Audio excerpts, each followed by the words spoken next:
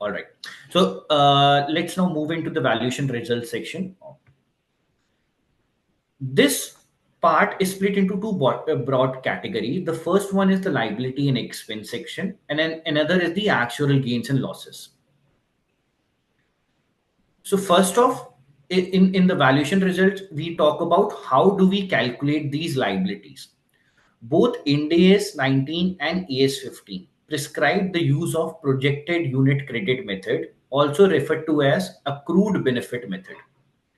Now we won't go too deep into theory here, but at a high level, this method works by allocating benefits earned by an employee across their years of service, projecting future salary increases, and then discounting the expected future payouts back to today's value using the discount rate.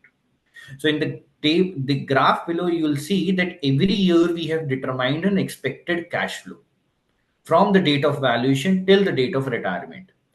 When we discount these expected cash flows to the current date using the discount rate assumption, we get the actual liability. So let's see it in an example. Uh, before going to the example, just will have a quick look at the typical gratuity benefit structure. It is a defined. We'll talk about from the context of gratuity valuation only in the webinar. So it is a defined benefit plan fully funded by the employer. The formula as per the Payment of Gratuity Act, which is 15 by 26 into salary into completed year of service, subject to a limit of 20 lakhs. The vesting typically requires 5 years of service. Benefits are also payable on exit or death in service with slightly different conditions. Now let's go into detailed example to see how the liability is actually calculated. Let's assume the following. For an employee, monthly salary be 55,000, current age 40 years, retirement age is 60 years, completed years 13, salary growth rate 7.5, discount rate 7%. Now, first step is to calculate the accrued liability as of today using the gratuity formula 15 by 26 into salary into completed year of service. Okay, this is the benefit accrued based on service till today without projecting any future salary growth. Second step is to project the future value. Now we project this amount to the retirement date considering the salary growth rate and then discount it to determine its present values using the discount rate assumption. So the steps are simple. First, we determine the accrued liability and then we project it using the salary growth rate. And after we have projected, we have got the cash flow as at the retirement date. We just discount it back to the current date to determine the present value of obligation. Okay. Now, in this case, if you'll see this, the ratio of actual liability to accrued liability is about 110%, which tells us that accounting for future salary growth adds a 10% premium to the liability. If the situation was different, wherein the salary growth rate was lower than the discount rate assumption, this ratio would have been lower than 100%. So it can be a great measure for the companies to just view and look for the whether the numbers in the reports are reliable or not. Also, a quick note: this example assumes no iteration or no mortality to keep it simple. Because in case if we were to add mortality and iteration, we'll have each year up until 60 years of age a certain cash flows, and we'll need to discount each of those cash flows to the current date to determine the actual liability.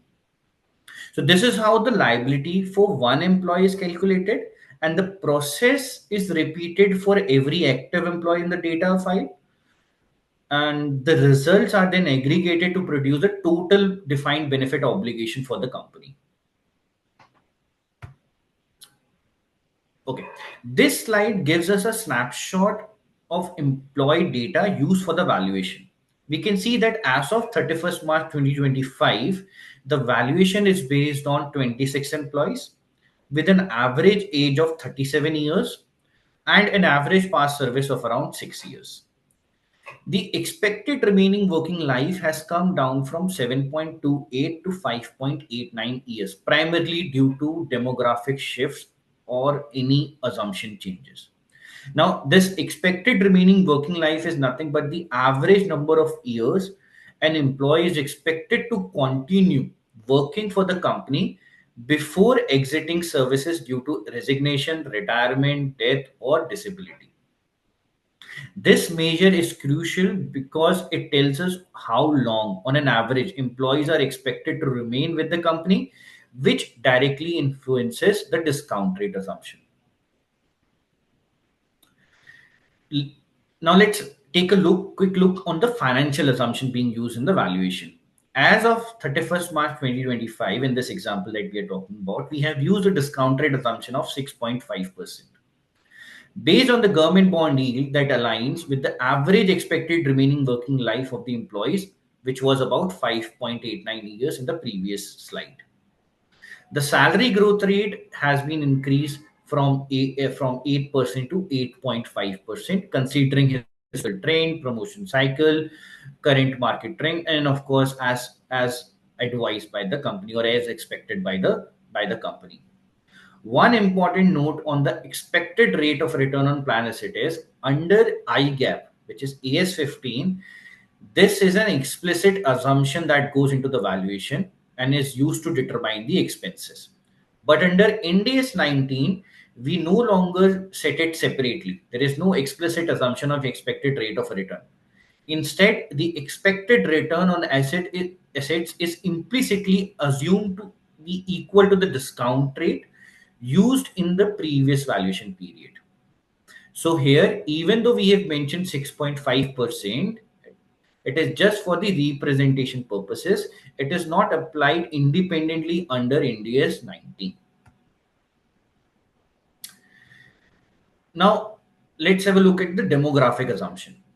We have continued using the IALM 2012-14 mortality table, which is nothing but the Indian Assured Lives mortality, with a normal retirement age of 65 years.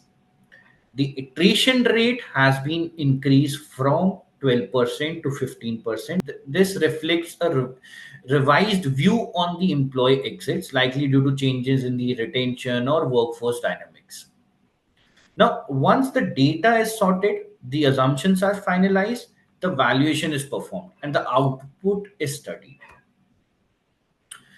Let's now look at how the liability has moved during the year.